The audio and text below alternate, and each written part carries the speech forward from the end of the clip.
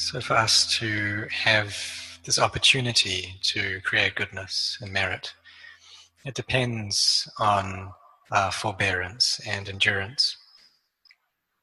And so the Buddha taught Kanti Paramang Tapo Titika, that this patient endurance is the quality that burns up the defilements. And it is a quality that we need to have in our hearts. So we all know when we go to work, then we do need to have patience, forbearance. And whenever we receive any sense impressions in the heart, then we need to bear with those as well. And having morality, keeping the precepts, this relies on kanti, on our patience. And if we feel angry, then we don't act on that. We don't go and speak harsh words that hurt people. We don't do something to cause pain. So whatever emotions that we feel, then we have endurance there. And in order to develop mindfulness and wisdom, this also depends upon this quality of kanti. That when we bring these things up, these qualities arise, then we have the forbearance to not let them degenerate.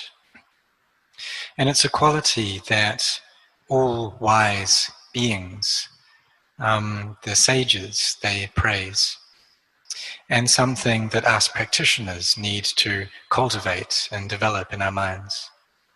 So when we sit in meditation for a long time, there's painful feelings that arise in the body, and we need to endure with those.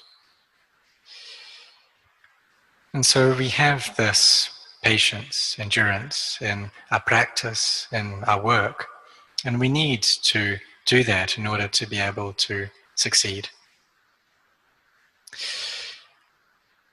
We also need to see the dangers, the harms in this cycle of samsara, and also in this body that's sitting here right now, seeing that it's something that needs to degenerate and break apart. And even though we may not be experiencing sickness right now, we can ask ourselves, what kind of difficulty is it giving us? The hunger, the thirst, the aches and pains that we feel. If we sit for a long time, walk for a long time, stand, lie down for extended periods, then there'll be pain coming up in the body.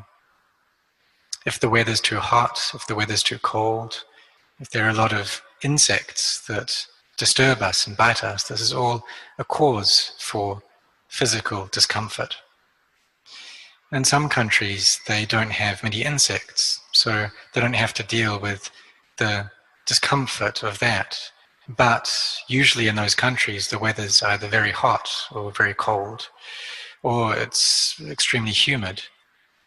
And this is all a cause for physical pain. When there's a change in the temperature or the seasons turn over, then the body experiences change as well. It becomes sick. So these are all ways that we can reflect upon the body, seeing that it is a heap of difficulty and stress. When someone is born, we usually feel very happy, thinking that a very good thing has happened. But it's of the nature of these bodies that once they come together, then they'll have to, after not long, degenerate and disband.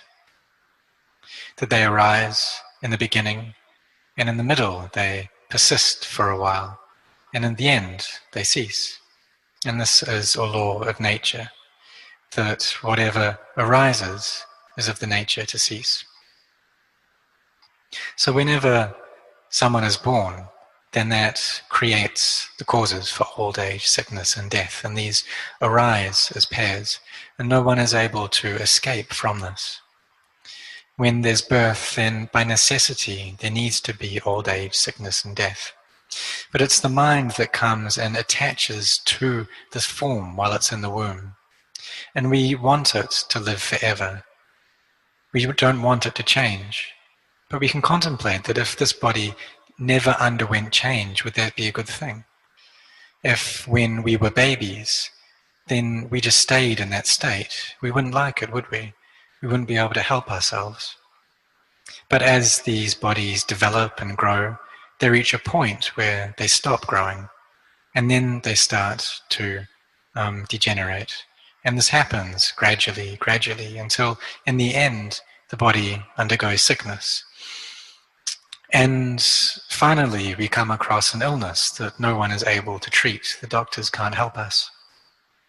And this is when the elements that had come together at birth disband.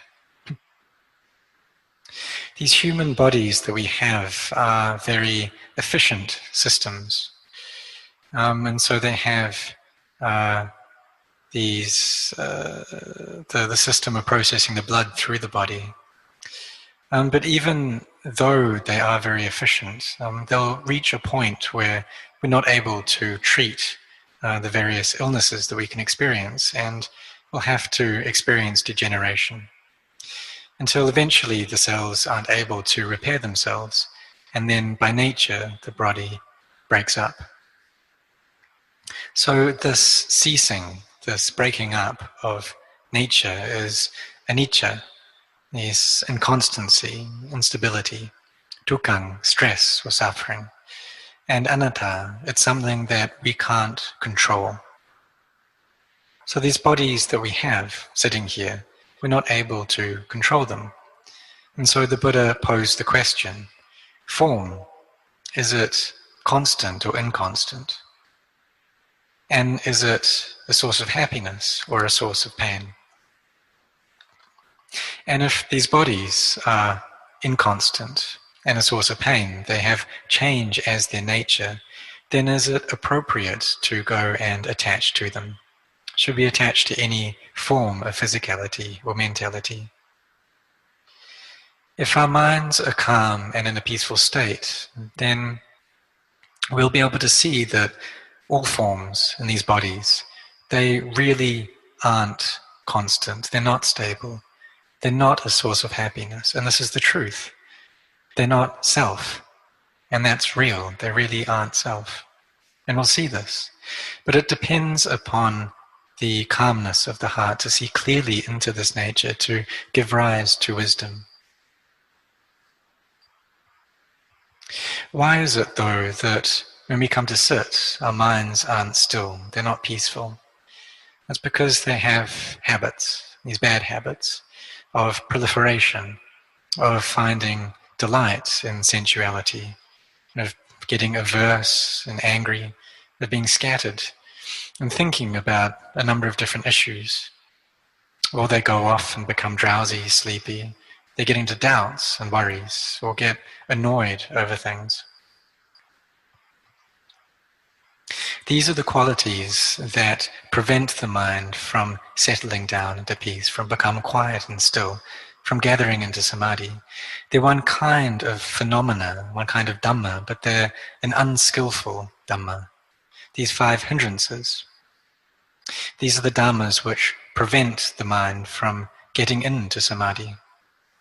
So the Buddha came to be wise to these hindrances, and in response he taught the meditation objects, or the impressions of mind that can bring the heart to peace. So we need to change our habits of thought and bring them to think about things that are skillful. And whatever skillful means of thinking or object of thought, object of awareness, then we use that, whether that's the recollection of the Buddha, the Dhamma, the Sangha, through reciting the meditation word, Buddho, Dhammo, Sangho, or recollecting more actively the good and beautiful qualities of the Buddha, the Dhamma, the Sangha. These are skillful objects that we can keep our mind on. We can also think about death, and this is a skillful object too. Or bring the mind to recollect and become imbued with the 4 Brahma Viharas of kindness, compassion, empathetic joy, and equanimity. And these too are skillful objects of the mind. We can also cultivate mindfulness by being aware, present, whenever we're standing, sitting, walking, lying down, whatever activities or actions that we do. If we're speaking, if we're eating, if we extend our arm, we bring our arm back in, we have mindfulness over that. And these two are skillful objects of the mind. So the Buddha taught that the foundations for mindfulness, that there are 4 of them. And these are the body, feelings, the mind, and Dhamma. And these are appropriate places for us to place our mindfulness. Because if our mindfulness is sent to things outside of us, the heart won't be peaceful. There will be constantly a feeling of self, of ego arising. The mind will constantly be bringing up these perceptions of beings, of animals, of me, us, and them. So we need to take the mind back to look inwards. This gazing inside our bodies, or into the feelings, into the mind, or into any dhammas that arise in the heart. And this will allow our minds to calm down, to settle.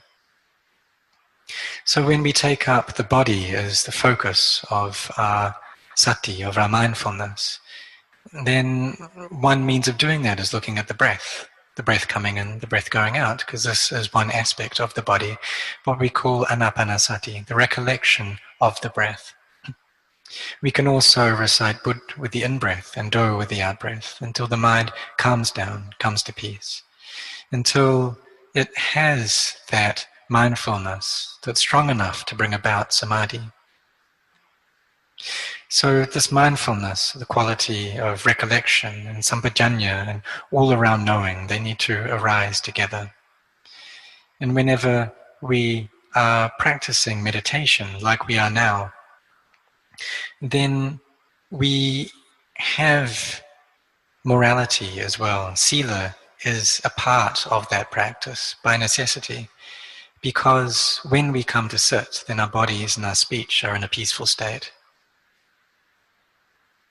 So bringing up and cultivating the mind through our meditation, through the practice of chanting, we have sila there, and the mind becomes peaceful.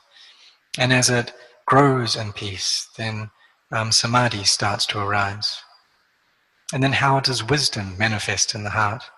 Well, this wisdom depends upon the mind that is in a state of samadhi, that's collected and well settled. Because the Buddha taught that if our minds don't have samadhi, then they won't have wisdom. But if we can bring this samadhi to become well established, then that can be a cause for wisdom.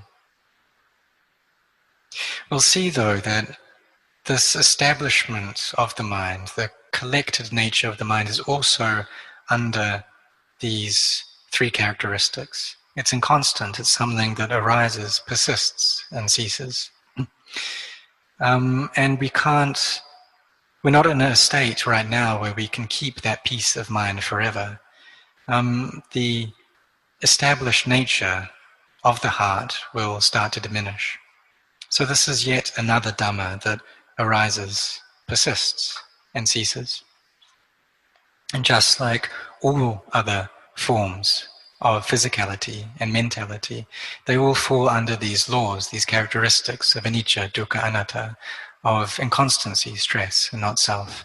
And they're not something that it's appropriate for us to attach to or to overlay the meaning of self, of a being, of me, or of other. So for wisdom to manifest in the heart, then there does need to be this quality of samadhi there. And when our minds have, or in order for our minds to be endowed with samadhi, then we need to train them. We need to bring them to a meditation object. So the Buddha taught many different kinds of objects. There's the reflection upon the body. the recollection of the 32 parts, contemplation of the 4 elements, or of death. And these are all kammatthana objects which are concerned with our bodies. Or we can recollect the goodness of the Buddha, the Dhamma, the Sangha, or the good qualities of the Devas, that they have hiri and ottappa, this shame of wrongdoing and a fear of wrongdoing. We can also bring to mind the sacrifices and the good deeds that we've done in the past. Or we can recollect the sila that we have kept well. These are all skillful objects that bring our mind to a settled and calm state. And so we don't go and let the mind think about sensual things, about hate or aversion. We don't let it think anything that causes sleepiness, drowsiness, doubt, scatteredness. But we bring the mind to skillful, wholesome objects that are a source of peace. We don't allow the mind to think about other people now, because if it does that, it'll just be a source for inner confusion and chaos. But rather, we need to bring about clarity and peace here in the present moment. So we use an object of samadhi. We train our minds in this path of sila, samadhi, panya, of morality, of collectedness of heart and of wisdom. So this is sila, samadhi, panya is a shorthand way of referring to the path the Buddha taught. But what's important is that we walk that path, that we practice it a lot. And so there'll be the blessing that will be given shortly. And then after that, there'll be morning chanting, and then there'll be an opportunity for everyone to sit in meditation, to train the mind so that it calms down and it becomes energized and in a bright state. When the mind is peaceful, then we'll be able to understand deeply the teachings, the Dhamma of the Buddha. And this is something that's of great benefit to us, because living in the world as lay people, there's a lot of contact that happens throughout the day, that our sense faculties, our sense organs are all intact. And so through these sense doors, there'll be a huge number of objects that come in. And then there will be reactions that our mind has towards that. We may become averse to some of them. We may become attracted to others. But at this point, we need to maintain and develop mindfulness so that we can let go of those sense objects. And then even when we've experienced something, we still have the memory of it. And the mind goes and attaches to that memory as well, seeing it as that memory as being me and mine. So we have to use mindfulness to train the heart and to collect it together in order to bring about inner peace.